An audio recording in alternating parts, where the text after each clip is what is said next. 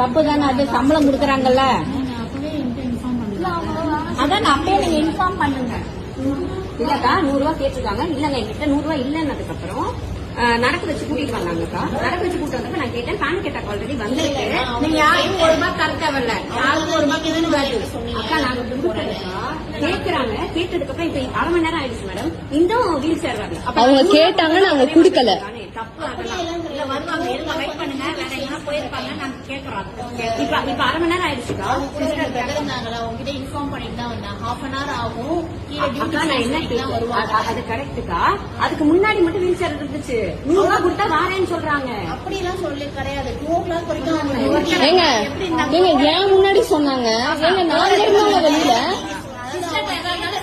அவங்கள கூட்டுங்க, நாங்க போய் சொல்றோம், அவங்கள சொல்லுங்க பாப்போம். அதாவது நீங்க கேட்டதை நான் அக்செப்ட் பண்ணிக்கிறேன், அது நான் சொல்லல. ஆனா 100 ரூபாய் கொடுத்தாதான் வீல் சேர் வரும்ன்றது கிடையாது. 2 o'clock வரைக்கும் அவங்க டியூட்டி டைம் முடிச்சுட்டு போயிட்டாங்க. டியூட்டி சேஞ்ச் பண்ணிட்டு வருவாங்க, நான் அரேஞ்ச் பண்ணி வரேன்னு சொன்னா இல்லையா உங்ககிட்ட? அக்கா நீங்க சொன்னது இல்லன்னு நான் சொல்ல. நாங்க பேசிட்டு கேட்டோம், வீல் சேர் 100 ரூபா கேட்டாங்க வீல் சேருக்கு.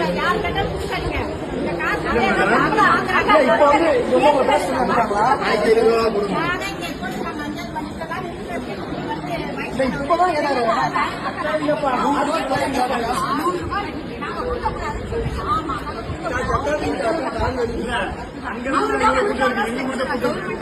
கவர்மெண்ட் ஹாஸ்பிட்டல் நிறைய பேர்ல போட்ட ஹாஸ்பிட்டல்.